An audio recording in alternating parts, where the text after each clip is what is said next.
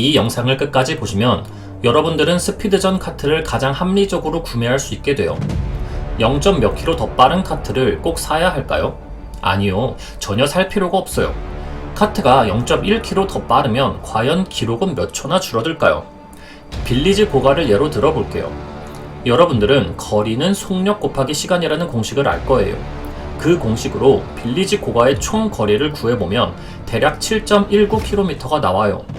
이제 시간은 거리 나누기 속력이라는 공식으로 속력이 0.1km 더 빨라졌을 때 시간을 구해볼 거예요. 그러면 속력이 0.1km 더 빨라질 때 대략 0.04초가 더 빨라져요. 여기서 벌써 0.1km 더 빠른 카트는 기록 향상에 별 의미가 없다는 게 보이실 거예요. 물론 빌리지 고가보다 더 긴 맵에서는 기록이 좀 더 단축될 수 있지만 2분이 넘어가는 맵이 많지 않아서 다른 맵도 비슷할 거예요. 반면 기록을 1초 단축시키는 건 의미가 있을 수 있어요. 그러기 위해서는 갖고 있는 카트보다 속력이 2.5km 이상 더 빠른 카트를 구매해야 돼요. 그러니까 윈드 솔리드로 예를 들면 윈드 솔리드는 최고 속력이 268.6km이기 때문에 적어도 최고 속력이 2.5km 이상 더 빠른 흑기사를 구매하는 건 의미가 있을 수 있어요. 고수들의 경우에는 0.5초 기록 단축도 의미가 있을 수 있기 때문에 1.3km 이상 더 빠른 백기사를 구매하는 건 의미가 있을 수 있어요. 최근에 솔라로 고가 39초를 찍으신 분을 보시면 얼마 안 빠른 카트를 구매하는 것보다 손을 훈련시키는 게 훨씬 중요한 걸 알 수 있을 거예요. 따라서 여러분들은 이것만 기억하고 스피드전 카트를 구매하면 돼요.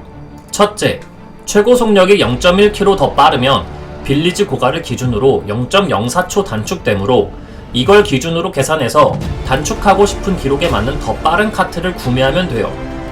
둘째, 작은 카트가 인코스 파기에 더 유리하기 때문에 작은 카트를 추천해요. 셋째, 드리프트 감각은 적응하면 되는 문제여서 크게 고려하지 않아도 돼요. 넷째, 몸싸움은 부딪힐 때 방향키 컨트롤로 극복이 가능하기 때문에 고려하지 않아도 돼요. 물론 금전적으로 여유가 되시거나 수집하는 걸 좋아해서 구매하는 것을 말리지는 않아요.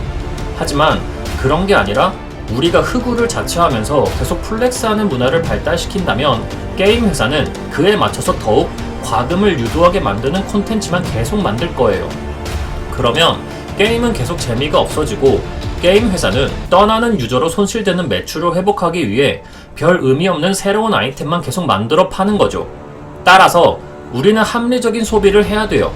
의미 없는 새로운 아이템이 더 이상 게임 회사 매출에 도움이 안 된다는 걸 보여줘야 게임 회사들이 이러면 안 되겠구나, 더욱 재밌는 콘텐츠를 개발해야겠구나 라고 생각할 테고, 그래야 우리가 하는 게임이 더 재밌어질 테니까요.